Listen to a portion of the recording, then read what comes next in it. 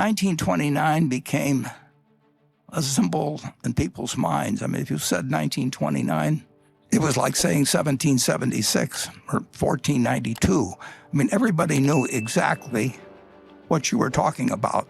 In 1929, my dad, who was 26 years of age then, was employed as a security salesman by a local small bank. And he sold stocks and bonds, but he sold stocks. And when stocks fall 48%, and you were selling them to people a few months ago, you really don't feel like going out and facing those same people. So I think my dad probably elected to do, as they say now, shelter in place, which means stay at home. And there really wasn't that much in our house. We just had a small yard. It was wintertime anyway. My dad wouldn't have been puttering around the yard anyway. And there really wasn't, television wasn't there. And he and my mother got along very well. So under those conditions, I was born about 9 months later. So I didn't notice at the time that the market was closed. But the stock market had actually recovered over 20% during that 9.5-month period or thereabouts. People did not think in the fall of 1930, they did not think they were in a Great Depression. They thought it was a recession, very much like had occurred at least a dozen times, although not always when stock markets were important. But we'd had many recessions in the United States over the time, and this did not look like it was something dramatically out of the ordinary. And for a while, actually for about 10 days after my birth, the stock market actually managed to go up all of 1 or 2% there in those 10 days. But that's the last day.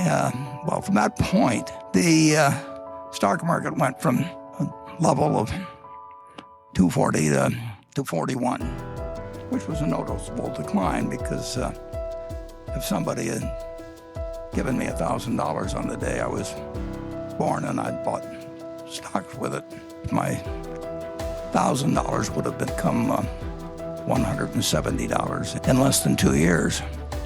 And that is something that none of us ever experienced. That we may have had it with one stock occasionally, but in terms of having a broad range of America marked down 83% in 2 years, and marked down 89% of the peak. It was in September 3rd, 1929.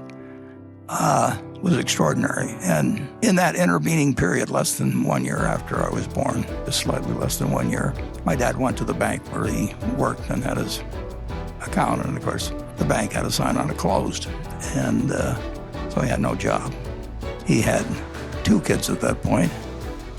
And his father had a grocery store, but Charlie and I both worked for my grandfather. Charlie worked there in 1940. I worked there in 1941, so we didn't know each other. But my grandfather said to my father that, don't worry about your groceries, Howard. He says, I'll just let your bill run. That was my grandfather. Not exactly.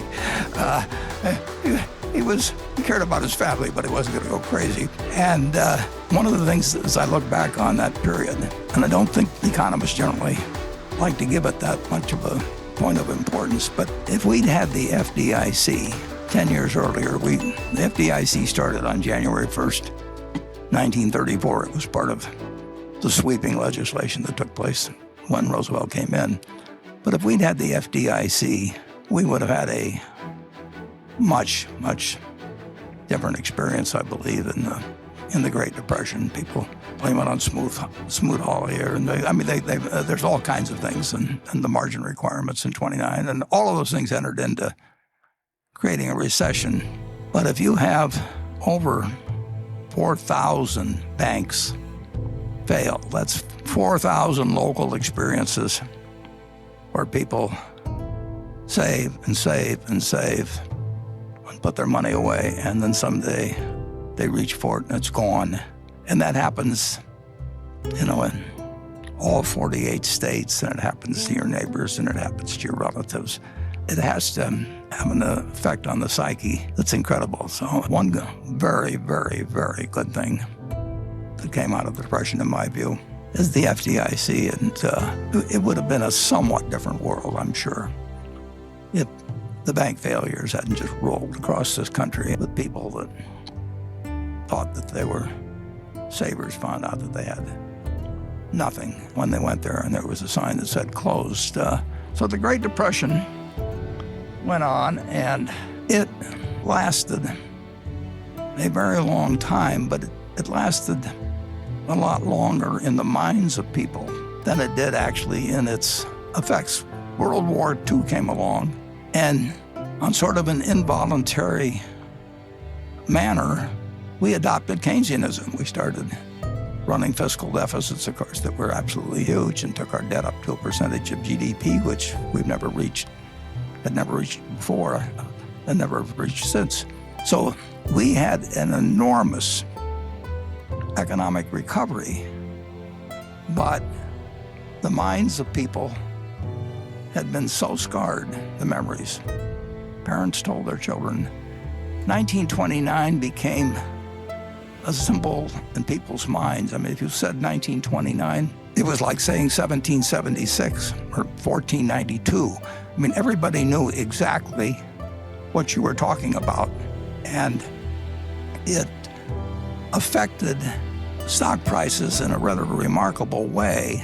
It was January 4th of 1951 that the kid who was born on August 30th in 1930 had finished college before the stock market got back to where it was at that earlier time. So take the years from 1930, or 1929, really, to 1951, or take the year from my birth, 20 years, and bear in mind that, the country was only 140 years old when this started. That's 20 years out of this amazing 231-year lifetime of our country that was flat out, a time of no economic growth and no feeling by people in terms about the wealth of the country, about what the American economy was worth, what all these corporations that were doing far, far, far better than they were long ago. But it took all of that time to restore in the market a price level that was equal to what it was when I was born 20 years earlier.